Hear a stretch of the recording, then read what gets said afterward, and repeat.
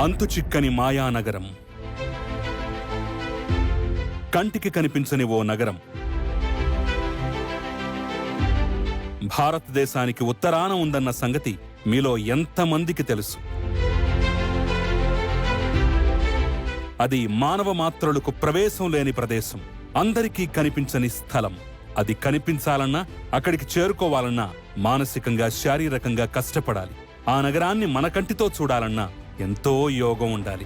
ఎవరికి పడితే వారికి అంత ఈజీగా కనిపించదది. ఇక్కడ నివసించే వారికి మరణమే లేదు. రాబోయే రోజుల్లో ప్రపంచాన్ని పాలించేది ఈ నగరమే. సత్యయుగంలో ఉన్నట్లే అక్కడ ధర్మం 4 పాదాల మీద నడుస్తుంది. ఎంతో అందమైన ఈ నగరాన్ని భూలోక స్వర్గం అంటుంటారు. ఒక్క మాటలో చెప్పాలంటే జగదేక వీరుడు అతిలోక సుందరి సినిమాలో స్వర్గం నుంచి వచ్చిన శ్రీదేవి భూలోకాన్ని చూసి అందాలలో అహో మహోదయం అంటూ పాట పాడుతూ ఉంటుంది కదా. ఆ పాటలో చూపించినట్లే చాలా అందంగా ఉంటుంది ఆ ప్రదేశం. అదే హిమాలయాలలో ఉన్న శంభల అనే నగరం. మరి అంతటి పవిత్రమైన ప్రదేశం శంభల ఎక్కడ ఉంది? ఆ నగరం ప్రత్యేకత ఏంటి? అసలు శంభలలో ఎవరున్నారు? శంభల ఎందుకు రహస్యంగా ఉంది? అక్కడికి చేరుకోవాలంటే ఏం చెయ్యాలి? వారికి ఉండాల్సిన అర్హతలు ఏమిటి? ఎన్నో సంప్రదాయాలకు కేంద్ర బిందువైన శంభల గురించి కొంతమంది పరిశోధకులు తమ జీవితాన్ని ధారపోసి కొన్ని విషయాలు మాత్రం సేకరించగలిగారు.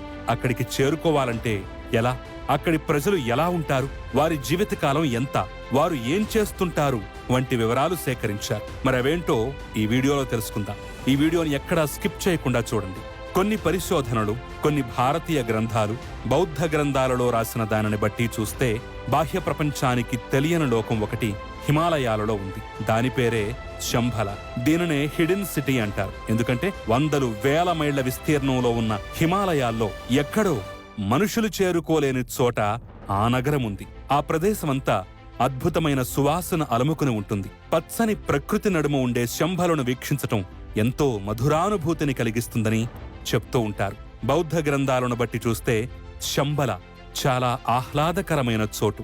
అక్కడ నివసించేవారు నిరంతరం సుఖ సంతోషాలతో, ఆయురారోగ్యాలతో ఉంటారు. చైనీయులకు కూడా శంభల గురించి తెలుసు.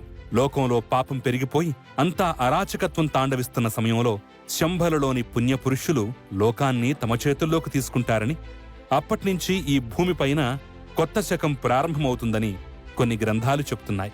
శంభల అనేది సంస్కృత పదం. టిబెట్లో దీన్ని షాంగ్రిల్లా అని అంటారు. హైందవ పురాణాల్లో దీన్ని సిద్ధాశ్రమం అని పిలిచేవారు.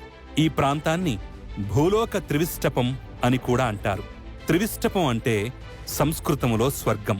శంభలలో కూడా దేవతలు తిరుగుతారనే ఉద్దేశంతో దీన్ని భూలోక త్రివిష్టపం అని పిలిచేవారు. ఈ ప్రాంతంలో ఉన్న వాతావరణం వల్ల ఇక్కడ నివసించేవారు సాధారణ మనుషుల కంటే ఎక్కువ కాలం బ్రతుకుతారు. ఇక్కడ నివసించేవారు నిరంతరం సుఖ సంతోషాలతో, ఆయురారోగ్యాలతో ఉంటారు. అగస్త్యుడు, వశిష్ఠుడు, మార్కండేయ, జమదగ్ని, విశ్వామిత్రుడు, అశ్వత్థామ వంటి మహాపురుషుల నుంచి నేటి అచ్యుతానంద, విశుద్ధానంద, మౌనస్వామి తదితర యోగులు, ఋషులు ఇక్కడే తపస్సాచరించారు. అంతేకాదు అత్యంత పవిత్రమైన శంభల నగరాన్ని కనులారా వీక్షించారు.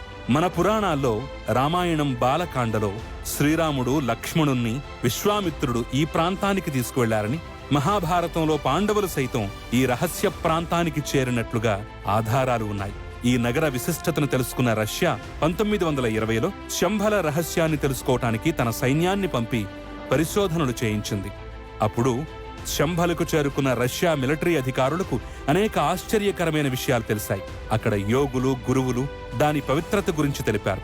ఈ విషయాలు తెలుసుకున్న నాజీ నేత హిట్లర్ 1930లో శంభల గురించి తెలుసుకోవటానికి పరిశోధనలు చేసేందుకు ప్రత్యేక బృందాన్ని పంపాడు.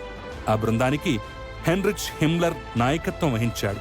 హిమ్లర్ శంభలలో మరెన్నో వింతలు, విశేషాలు, మానవ మాత్రులు కలలో కూడా అనుభవించని గొప్ప అనుభూతుల్ని సొంతం చేసుకున్నాడు. అక్కడ గొప్పతనం తెలుసుకుని దేవతలు సంచరించే ఆ పుణ్యభూమి భూమిపైన ఏర్పడ్డ స్వర్గమని నాజీ నేత హిట్లర్కు చెప్పాడు. దీంతో ఎలాగైనా ఆ నగరాన్ని తన ఆధీనంలో ఉంచుకోవాలన్న తలంపుతో హిట్లర్ మంత్ర, యోగ విద్యలు కూడా నేర్చుకున్నాడట. ఆ ఆసక్తితోనే సంస్కృతం కూడా నేర్చుకున్నాడని చెప్తారు. శంభల గురించి హిట్లర్ సంస్కృత గ్రంథాలను అధ్యయనం చేసినట్లుగా చరిత్ర చెప్తోంది. అందుకే తన జెండా గుర్తుగా స్వస్తిక్ ముద్రను వాడాడని చెప్తారు. అలా కొంతమంది ముఖ్యమైన అనుచరులతో కలిసి రహస్యంగా శంభల వెళ్లేందుకు ప్రయత్నించాడు హిట్లర్. అక్కడ ఆధ్యాత్మికవేత్తలతో కలిసి వారి సహాయంతో ప్రపంచాన్ని తన గుప్పెట్లో పెట్టుకోవాలని ప్రయత్నించాడు. అయితే ఆధ్యాత్మికవేత్తలు హిట్లర్తో విభేదించడంతో చేసేదేమీ లేక ఖాళీ చేతులతో వెనక్కి వెళ్లిపోయాడు. ఈ విషయం గురించి ఫ్రాన్స్కు చెందిన చారిత్రక పరిశోధకురాలు, ఆధ్యాత్మికవేత్త, బౌద్ధమత అభిమాని, రచయిత్రి అయిన అలెగ్జాండ్రా డేవిడ్ నీల్ ఎన్నో గ్రంథాలు రచించింది. 56 ఏళ్ల వయసులో ఫ్రాన్స్ నుంచి టిబెట్ వచ్చి లామాలను కలుసుకున్న అలెగ్జాండ్రా వారి ద్వారా శంభల గురించి తెలుసుకుని అక్కడికి వెళ్ళిందట. అక్కడ మహిమాన్వితుల ఆశీస్సులు పొందటం వల్ల ఆమె ఏకంగా 101 సంవత్సరాలు బతికిందని చెప్తారు. ఆమె 1868 అక్టోబర్ 24లో జన్మించి 1969 సెప్టెంబర్ 8లో మరణించింది. షాంఘై నగరానికి చెందిన మరో పరిశోధకుడు డాక్టర్ లాయోసిన్ కూడా శంభలపై చాలా పరిశోధనలు చేశాడు. శంభల అనేది భూమి నుంచి స్వర్గానికి వేసిన వంతెన అని ఆయన ప్రకటించాడు.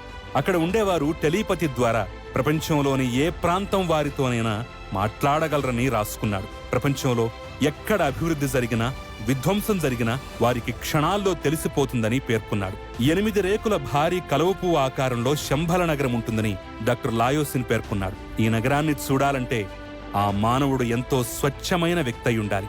సత్యం, ధర్మం, అహింసను పాటించే పుణ్యాత్ములకు మాత్రమే శంభల నగరాన్ని చూసే భాగ్యం దక్కుతుందని పురాణాల్లో పేర్కొన్నారు. అందులో చెప్పినట్లే కొందరు సాధారణ వ్యక్తులు శంభల నగరాన్ని చూసి వచ్చారు. మరో ఇంట్రెస్టింగ్ విషయం ఏంటంటే ఈ సైన్స్ యుగంలో కూడా కొందరు శంభలలోకి ప్రవేశించి అక్కడ అద్భుతాలను చూసి వచ్చారు. ఇందుకు వారి వద్ద తగిన ఆధారాలు కూడా ఉన్నాయని చెప్తున్నారు. 1889లో జన్మించిన ఆనందమయి హిమాలయాల్లో సుమారు 20 నుంచి 25 అడుగుల ఎత్తుగల మానవులను చూశానని చెప్పారామె. వారంతా 5000 ఏళ్ల నాటి ద్వాపర యుగానికి చెందిన మనుషులని పేర్కొన్నారు.